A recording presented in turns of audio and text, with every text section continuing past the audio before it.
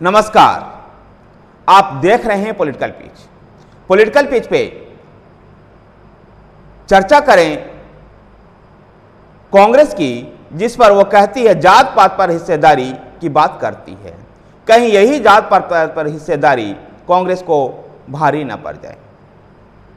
आज इसी जात पात की हिस्सेदारी को लेकर चर्चा करेंगे, लेकिन उससे पहले मैं आपसे अनुरोध करता हूं कि आप हमारे चैनल पॉलिटिकल पिच को सब्सक्राइब कीजिए।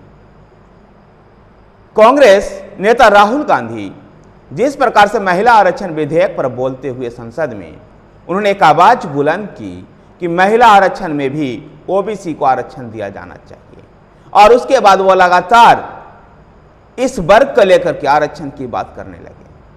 जातीय जनगणना जो बिहार में चल रही थी उसकी बात करने लगे।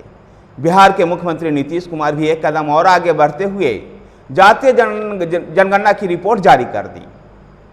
कह सकते हैं एक तरह से मंडल 2 की राजनीति की वापसी हो रही थी, लेकिन क्षेत्र जनता दल यूनाइटेड, नीतीश कुमार की पार्टी जनता दल यूनाइटेड, लालू प्रसाद यादव की पार्टी राष्ट्रीय जनता दल या समाजवादी पार्टी इस तरह की बातें करती है तो समझ में आता है, क्योंकि उनको एक क्षेत्रीय पहचान की पार्टी रही है, सामाजिक न्याय की से उत्पन्न पार्टियां रही है। लेकिन अब तक कांग्रेस इन सब चीजों का विरोध करते रही है। मंडल की राजनीति का भी विरोध की थी कांग्रेस। राजीव गांधी ने संसद में भी उसका विरोध किया था। 1990 ईस्वी में संसद में राजीव गांधी ने कहा था कि मंडल भारतीय समाज को तोड़ करके रखेगा, मंडल कमीशन की रिपोर्ट तोड़ करके रख देगा। याद करिए, कांग्रेस के दिग्गज नेता आयरन लेडी के नाम से जाने जाने वाली इंदिरा गांधी ने भी 1983 ईस्वी में इस तरह के राजनीति का विरोध, और उन्होंने उस समय मोहर लगवाई थी कांग्रेस की वो प्रसिद्ध नारा, आपको याद होगा कि जात पर न पात पर मोहर लगेगी हाथ पर। ये इंदिरा गांधी का स्लोगन था।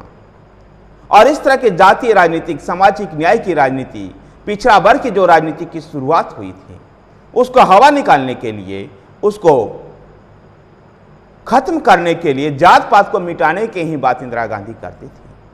लेकिन अब राहुल गांधी, उसी कांग्रेस पार्टी के नेता राहुल गांधी, जातीय पहचान को उजागर करना चाहते हैं और बात करते हैं जिसकी जितनी हिस्सेदारी उसकी उतनी भागीदारी की बात करते हैं।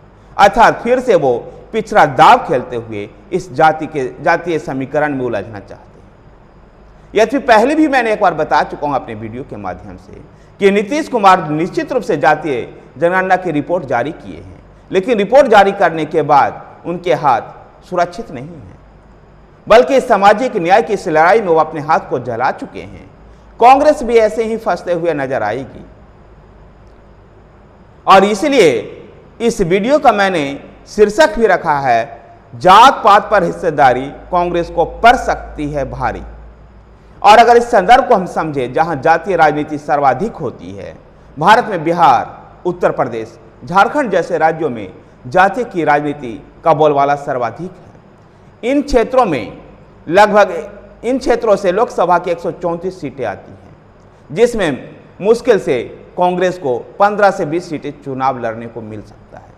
ऐसे में कैसे वो किस किस दल जाति के लोगों को भागीदारी देंगे, और उनकी जातीय भागीदारी इसी क्षेत्र में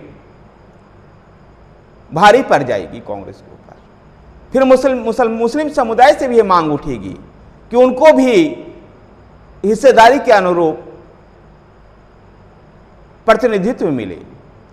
देश में इस समय 14% से अधिक मुस्लिम हैं। अगर उस हिसाब से आकलन करते हैं तो 75 सांसद होने चाहिए लोकसभा में मुसलमानों का, जो इस समय केवल 27 सांसद हैं। कैसे इन सबको समेट पाएंगे राहुल गांधी? कैसे मुस्लिमों का प्रतिनिधित्व देंगे?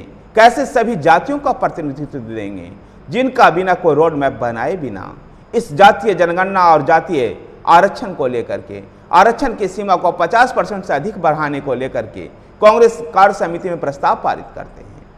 कहीं ऐसा ना हो कि ये जात पात की जो हिस्सेदारी है ना, कांग्रेस को ले ना डूबे। जात पात की हिस्सेदारी जो वही कांग्रेस पार्टी है जो कभी नारा लगवाया करती थी, जात पर न पात पर मुहर लगेगी हाथ पर। अब उसी पार्टी जात पात की पहचान को उजागर कर रही है, सामाजिक न्याय को लेकर आगे चल रही है। ऐसे में राहुल गांधी ये दोधारी तलवार पर चल रहे हैं और इस पर उनको तत्कालीन फायदा मिल सकता है, लेकिन लंबे दिनों में कांग्रेस पार्टी के ऊपर यह भारी पड़ सकती है। धन्यवाद साथियों, अगर आपको वीडियो पसंद आए तो वीडियो को लाइक कीजिए, शेयर कीजिए। हमारे साथ बने रहने के लिए हमारे चैनल पॉलिटिकल पिच को सब्सक्राइब कीजिए। धन्यवाद।